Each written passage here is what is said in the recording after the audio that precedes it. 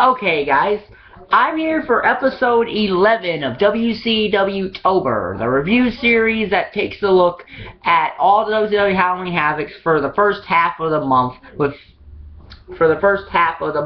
We have reached the penultimate episode, the second to last Halloween Havoc. Halloween Havoc 1999. 99 and 2000 is the downfall of WCW. It's the complete and utter where WCW really went off the rails and became really, really bad is in 1999 and the year 2000. With the year 2000 probably being slightly worse, because at least in 99, WCW still had occasionally could put on a good show. Or at least have a couple really good matches and mediocre shows. So how does this Halloween Havoc fare? Well, for starters, it has 10 matches on it, although 9 were advertised. One happened just because of something. But there's 10 matches on it, so we have a 50 total star rating here. This took place on October the 23rd, 1999, from the MGM Grand Garden Arena in Las Vegas, Nevada. The opening contest is the WCW Cruiserweight Championship match. Disco Inferno versus Lash Larue. Very good match here. This is a 3-star match. Yeah, it's a thoroughly enjoyable match. I enjoyed it. It's a good match. Lash Larue in his pay-per-view debut really shined and looked good. Disco won with a chart buster, and then Lash Larue gave him the whiplash finishing maneuver of his on the title belt, which I guess was WCW wanting to turn Lash Larue heel, but thinking better of it, because he was a face for the entire time he was in WCW, but he acted like a heel at the end of this match. So I guess they were trying to tease a heel turn with that, but honestly, it never came to fruition. But 3 stars, really good match. So then we get a street fight for the WCW World Tag Team Championship, which are vacant because 6 days prior to this, Rey Mysterio and Konnan had won the tag titles from Harlem Heat, but Rey Mysterio got an injury, and him and Konnan were stripped of the World Tag Team titles. Now, because of that, because of Rey and Konnan being stripped of the tag titles, this became a 3-way street fight involving Konnan and Kidman, Harlem Heat, and Brian Knobbs and Hugh Morrus. Half a star. This is not a good match. It's generic, hardcore stuff, weapon shots, and all kinds of stuff galore. And there's a lot of confusion with the finish, but the finish is backstage. Booker T gets this mummy and puts it on Brian Knobbs and then gets the cover, gets the win. And then there's a pin in the ring, but since the pin outside happened before the pin in the ring, Harlem Heat gets the win. It's a half-a-star match. So then we get Eddie Guerrero versus Perry Saturn in a good match that, with a kind of weird, with a finish that brings it down a little bit. Like I said, it's a good match. Eddie comes out with this stolen Rolex watch from Ric Flair. He gives it to Bobby Heenan. And with Guerrero and Saturn both down, here comes Ric Flair with a crowbar in hand. He hits Eddie Guerrero, which gets Eddie the DQ win, because that would get Saturn disqualified. And all that. So it's a 2-star match. Made sense with what the Filthy Animals did to Flair on the Nitro before this. So it made sense for Flair to come down. 2 stars. So then we get Brad Armstrong versus Berlyn, which is a repackaged Alex Wright. Half a star. Berlyn goes for his neck breaker, and Brad Armstrong holds onto the ropes, and that gives it the win. That's a really lame finish. But Berlyn would only last, at least in WCW, 1 more pay-per-view, at being Mayhem of 99. So 1/2 a star with Brad Armstrong winning. I believe this is Brad Armstrong's final WCW pay-per-view appearance. I could be wrong, but I think it's his final pay-per-view appearance with WCW. 1/2 a star.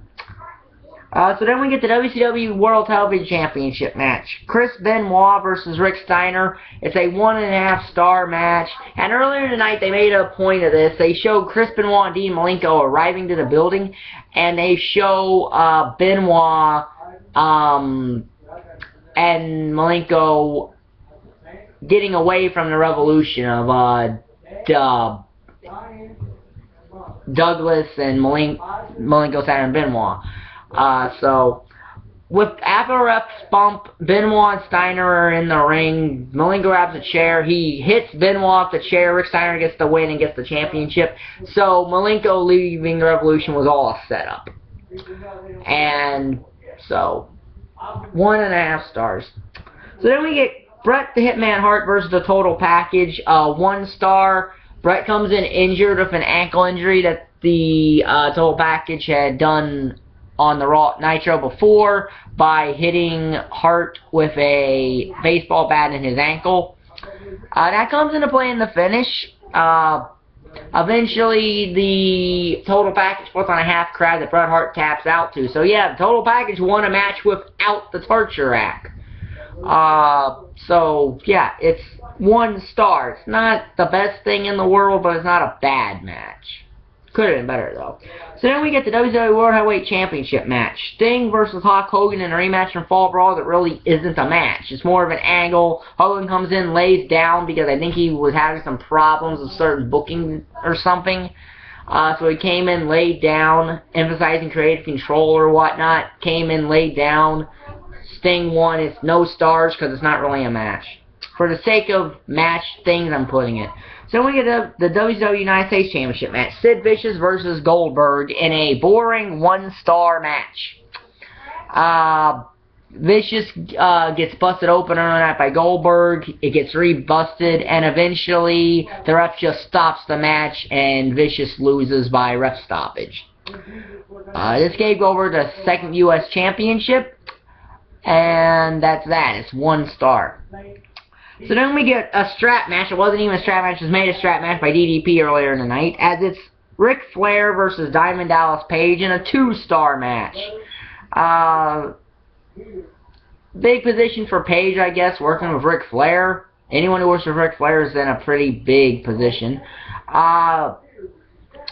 Flair gets busted open. Page eventually wraps the strap around his neck and then hits him with the diamond cutter. And that gets the pin. And Flair stretchered out. We don't see him again until the New Blood angle started against the Millionaires Club.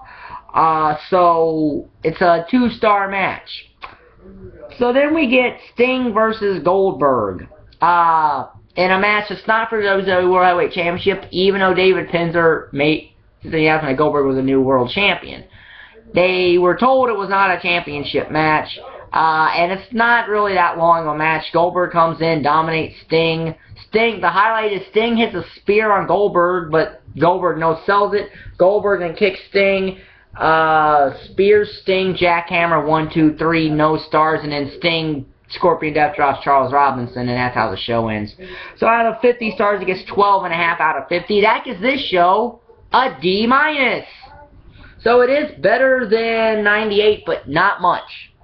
It would need to at least be 15 to get the D+, to get the D rating.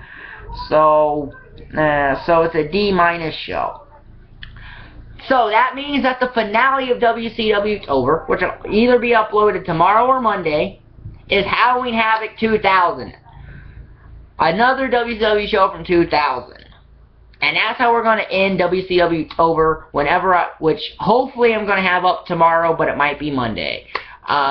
This will be in the WCWtober playlist. If you like the video, like button is down there, subscribe button is down there, and thank you for watching. Bye.